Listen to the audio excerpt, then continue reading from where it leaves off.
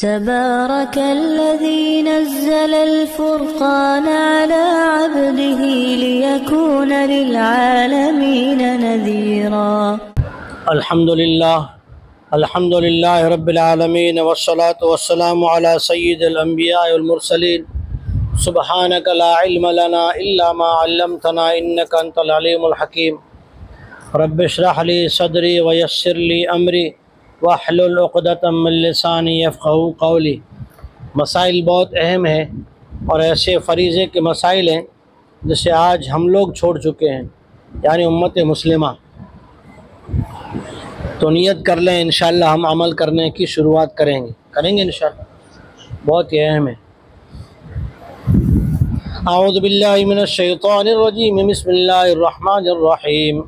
वलकुम निस्फ़ु मा तरक अज़वाजुकुम इल्लम यकुल लहुन्ना वलद फ़इन कान लहुन्ना वलदुन फ़लकुमुर रुबुउ मिम्मा तरकन मिन बादि वसिय्यतिन यूसिन बिहा औ दैन वलहुन्नर रुबुउ मिम्मा तरकतुम इल्लम यकुल लकुम वलद फ़इन कान लकुम वलदुन फ़लहुन्ना सुमुनु मिम्मा तरकतुम मिन बादि वसिय्यतिन तूसून बिहा औ दैन वइन कान रजुलन यूरसु कलालतन अव इम्रअतुन वलहु अखुन अव उख्तुन फलिकुल्लि वाहिदिन मिनहुम अस्सुदुस फ़इन कानु अक्सर मिन ज़ालिका फ़हुम शुरकाउ फ़िस्सुलुसि मिन बादि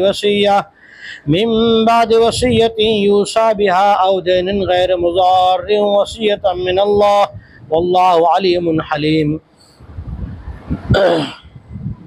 2 हफ्ते पहले विरासत का मसला आया था, औलाद का और माँ बाप का।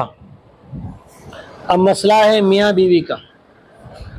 पहले थे ख़ानदान, औलाद थी या जिसकी ये औलाद है, 2 मसले थे। और आज का मसला जो है वो पहला मसला है मियाँ बीवी का। और तुम्हारे लिए ए शौहर, तुम्हारे लिए तुम्हारी बीवियाँ जो माल छोड़ कर जाएँ उसका आधा हिस्सा इस सूरत में है जबकि उनके लिए औलाद ना हो। शौहर को आधा हिस्सा कब मिलेगा? जब बीवी की औलाद, बोलो बीवी की औलाद ना हो, बोलो ज़रा औलाद ना हो, तो शौहर को कितना मिलेगा? आधा हिस्सा मिलेगा। फ़इन कान लहुन्ना वलदुन, अगर बीवी जो इंतकाल कर गई उसकी औलाद हो तो शौहर को चौथा हिस्सा कुल माल का मिलेगा। अगर औलाद हो तो कितना मिलेगा? चौथा हिस्सा, और औलाद ना हो तो आधा हिस्सा मिलेगा। ये याद रखने की चीज़ें फरीज़ा हैं, फरीज़ा।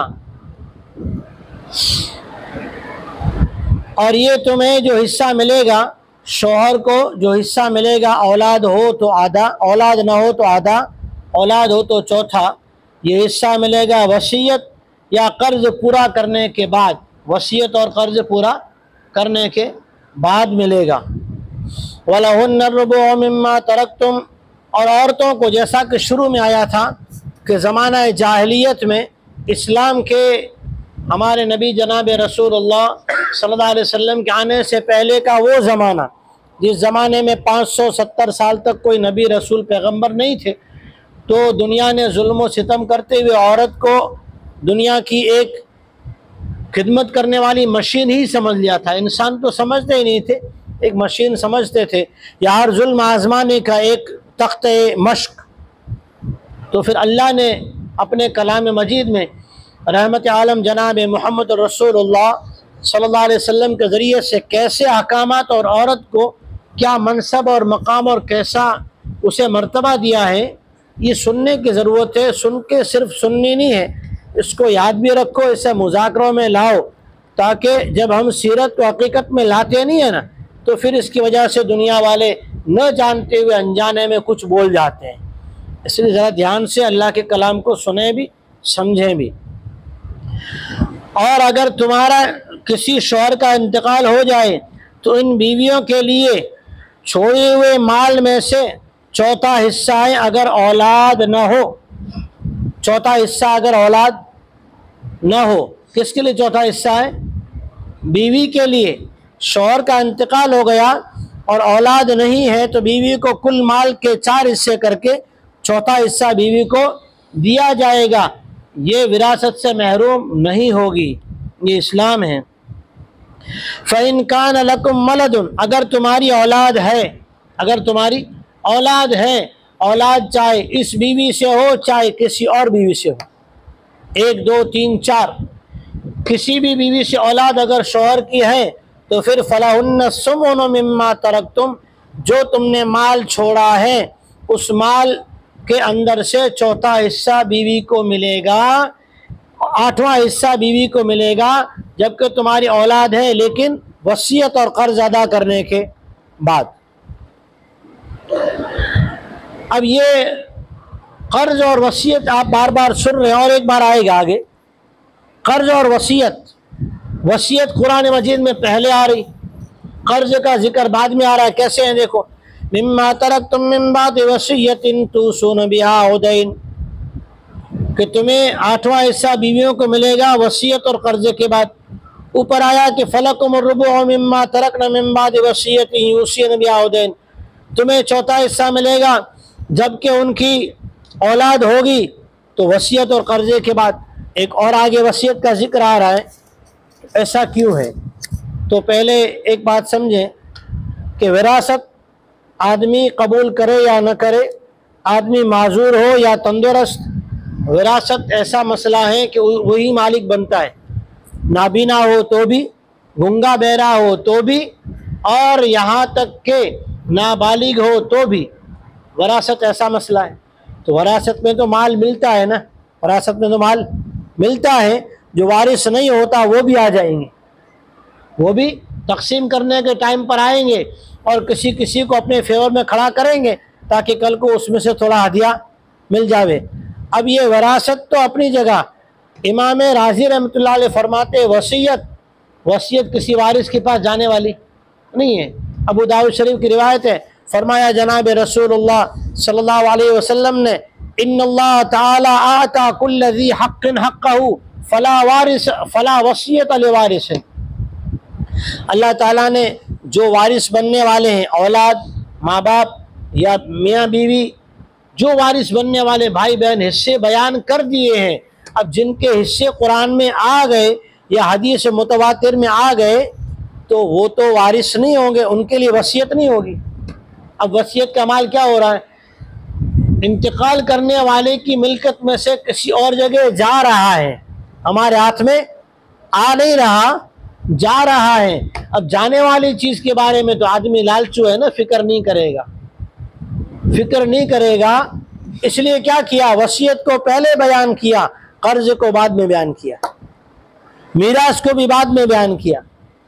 इसलिए कि वसीयत के बारे में तो माल जाने वाला है, तो हो सकता है आदमी, और ऐसा हुआ है बहुत सारे ऐसे मसाइल, ऐसी जगह, ऐसे लोग मैं भी जानता हूँ, कुछ इंतकाल करके उनका नाम नहीं लेता, कुछ ऐसे भी जानता हूँ जिन्होंने मस्जिदों के लिए, मदरसों के लिए अपनी ज़मीनें वक्फ की थी, दे दी थी, लेकिन उनके वरसा ने उनको क्या किया, अपने नाम पे करवा के खुद काबिज बन गए।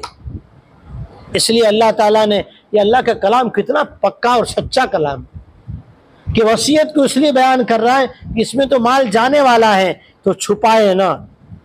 जो वसीयत किसी ने दे दिया ना मस्जिद में चीज़, मदरसे में, जमात खाने में, मुसलमानों को, किसी गरीब को, तो ये वसीयत नाफिज की जाए, लेकिन इसके शराइत है। क्या शराइत है? तिहाई माल से कम में वसीयत नाफिज होगी, कुल माल के 3 भाग, तीसरे भाग से भी, तीसरे हिस्से से भी कम होगी तो वसीयत नाफिज होगी। नंबर 2, गुनाह की वसीयत नहीं होनी चाहिए। नंबर 3, जो इसके जान पहचान वाले और इसके रिश्तेदार, जो इसके दुख सुख को, इसके हाव भाव को समझते हैं, उनको पता हो कि ये वसीयत जो है ये इसकी आखिरत के लिए की है, वारिसों को महरूम करने के लिए नहीं की है। अगर वारिसों को महरूम करने के लिए कोई निशानी मिल जाती है और उसके 2 गवाह मिल जाते हैं तो ये वसीयत कैंसिल कर देगा काजी साहब, आप नहीं करना, मुफ्ती साहब, काजी साहब कैंसिल करेंगे। ये इख्तियार हर एक को नहीं है। इसलिए वसीयत बयान की गई और उसके बाद कर्ज। तो शौहर को भी हिस्सा मिल रहा है, बीवी को भी हिस्सा मिल रहा है। और दैन, कर्ज, सबसे पहला कर्ज कौन सा अदा करें? देखो, इंतकाल करने वाला मर्द हो या औरत, जन्नत में किसको जाना है, मर्दों को या औरतों को? जन्नत में किसको जाना है? दोनों को जाना है। तो जब किसी का इंतकाल हो जाए तो जनाजे की नमाज पढ़ाने से पहले कर्ज का ऐलान मर्द के लिए भी है, औरत के लिए भी है। औरत को भी बेचारी को कब्र में 3 सवाल होना है, मर्द को भी 3 सवाल होना। हमने औरतों के कर्जों का ऐलान करना छोड़ दिया इसलिए कि कुरान नहीं पढ़ा, समझे नहीं। औरत के कर्ज का भी ऐलान करो।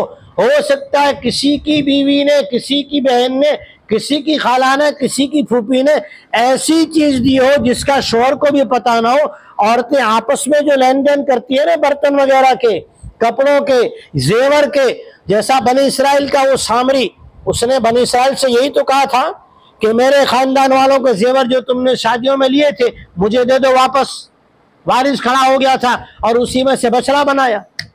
पता चला औरतों की लेन देन का तो मर्द से भी ज्यादा एहतियात के साथ जनाजे नमाज पढ़ने से पहले ऐलान करना चाहिए। इसलिए कि औरत के आपसी जो मामला फरिये वालों में होते हैं ना, मोहल्ले वालों में, ये मर्द को भी पता नहीं होते। मर्द को तो कभी कभी दस्तरखान पे लगती है आंख खुलती है, ही आना कि नहीं आया, उसे ही प्याला कहाँ से आया। तब पता चलता है रोजाना जो हलवा खा रहा था ना ये बीवी साहिबा, तो बेचारी बीमार थी, ये पड़ोसन भेज रही थी, और अगर वही प्याला छोड़ के चली गई और आप उसके मालिक बन के रह गए तो इसका जवाब क़यामत में क्या दोगे। इसलिए जहां जनाजे के वक्त में मर्दों के लिए ऐलान होता है, औरत के लिए भी ऐलान करें कि इसका कर्ज या इसके पास किसी के कोई चीज अमानतन, आरियतन, आदतन, अखलाकन भी पड़ी हो तो वापस ले जाए। बहुत अहम मसला है।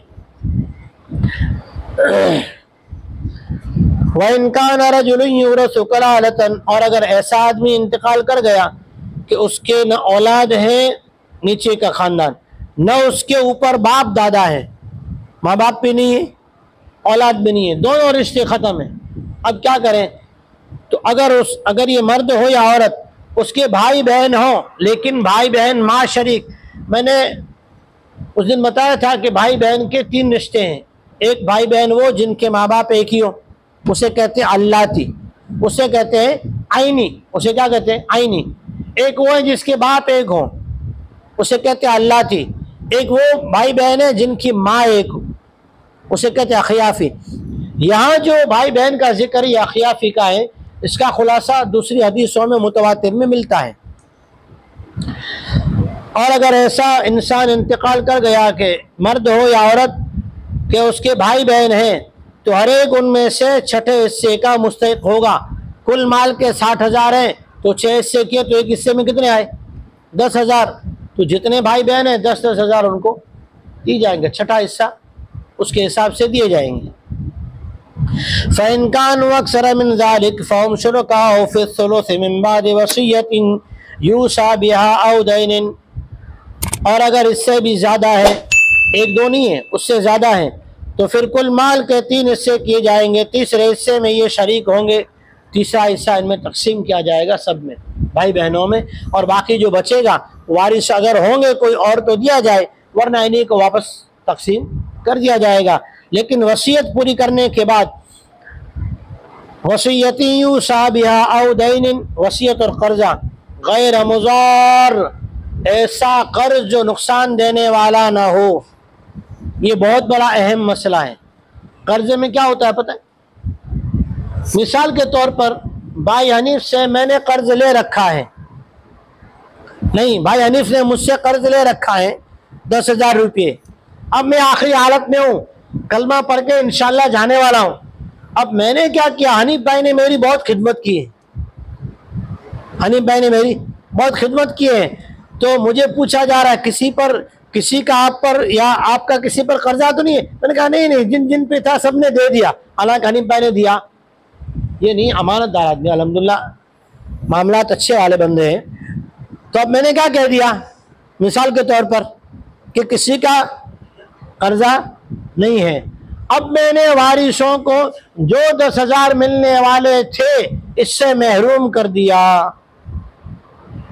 कि कर्जा किसी से लेने का हो, वो भी मौत के डर से, और रिश्तेदारों ने खिदमत नहीं की, दोस्त ने खिदमत की, तो दोस्त की दोस्ती में आकर अल्लाह के फरीजे को अपने जिम्मे में लेकर मत मरना, वरना ये कर्जा कयामत में भारी पड़ेगा। एक कर्जा एहसान की वजह से छुपा दिया, दूसरा कर्जा किसी को ऐसे ही खौफ, ऐसे ही एहसानन माफ कर दिया, एहसानन माफ कर दिया कि अगर उसको माफ नहीं करूंगा तो ये जो मेरे वारिस है ना, ये वारिस तो क्या थे, मेरे साथ तो मेरा माल खाना चाहते थे और चाहते थे कि मेरा इलाज करें, लेकिन किया नहीं, इसलिए मुझे काम नहीं आए, तो मैं भी इनको नहीं बताऊंगा मेरा कर्जा किस पे। नंबर 3, ऐसा छुपा हुआ माल जो वारिस नहीं बनने वाले उसको दे रखा हो कि बाद में तू इसका अपने अंदर इस्तेमाल कर लेना, जलसे करना, और वारिसों को माल न देवे, किसी और दोस्त अहबाब को या ऐसे रिश्तेदार को जिसका वरासत में कुरान में हक नहीं है, मुतवातिर हदीस में हक नहीं है, तो ये भी गुनाह कबीरा है। कर्ज पता होते हुए छोड़ न लिखाना, कर्ज पता होते हुए माफ कर देना, या पैसों को गुम कर देना, ठिकाने लगा देना, ये सारे गुनाह कबीरा है। गैर मुज़ार ऐसी वसीयत या ऐसी बात जो विरासत से वारिसों को महरूम करने वाली हो, गुनाह कबीरा है। वसीयतम मिन अल्लाह, ये अल्लाह का हुक्म है, ये अल्लाह का हुक्म है। वल्लाहु अलीमुन हलीम, अल्लाह सब के दिलों के भेदों को जानने वाला भी है, और दुनिया में पकड़ न करे, दुनिया में जलसे करने दे तो हलीम भी है, अभी तो मोहलत दे देगा, कल को पकड़ होगी, फिर क्या होगा पता है, तिल्का हुदूदुल्लाह। आदमी बगैर पासपोर्ट के, बगैर दस्तावेजात के सरहद पार कर ले तो उसे गद्दार कहते हैं, फिर वो वापस आने की परमिशन रखता नहीं है, वहाँ भी जान खतरे में, यहाँ भी जान खतरे में। अल्लाह फरमाते हैं ये सारे हुदूद हैं शरीयत के। वमन युतिल्लाह व रसूलहू, जो अल्लाह की और रसूल की इताअत करेगा तो जन्नत में, ऐसी जन्नत में दाखिल होगा जिसके नीचे नहरें जारी है, और उसमें एक दिन नहीं हमेशा उसी में रहेगा, और ये बहुत बड़ी कामयाबी है। और इसके बाद अल्लाह जल्ल शानहू ने ये हुदूद क्यों बयान की, तो बहुत अहम मसला है, औरत की मीरास का, शौहर के मीरास का मसला क्या है, इशारा कर देता हूँ, इंशाअल्लाह आइंदा फिर कोई आगे बात करेंगे। एक आदमी मुर्तद हो गया, इस्लाम छोड़ दिया, उसके माल का क्या मसला। देखो मीरास कितनी अहमियत रखती है, ये बताने के लिए मैं कह रहा हूँ। एक आदमी मुर्तद हो गया, इसके माल की तकसीम कैसे होगी, क्या इसका माल बैतुल माल में जाएगा या मीरास में वारिसों को मिलेगा।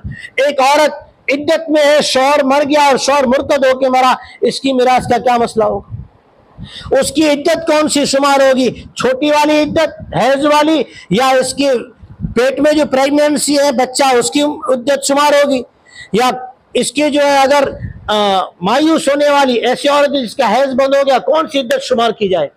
वारिस तो बनाया जाए कि न बनाया जाए। फिर एक शौहर ऐसा है जिसने अभी किसी को तलाक दी है, तलाक रजिए या बायना है, मीरास किसको मिलेगी, कितनी मिलेगी, ये भी मसला होगा। बच्चा पेट में है, विरासत इसको मिलेगी या नहीं मिलेगी, ये भी मसला आएगा कि दोनों साथ में मुर्तद हो गए, अब किसको विरासत दी जाए, इनके छोड़े हुए माल का क्या किया जाए। मैंने एक अहम मसला मुफ्ती शफी साहब को बताया था।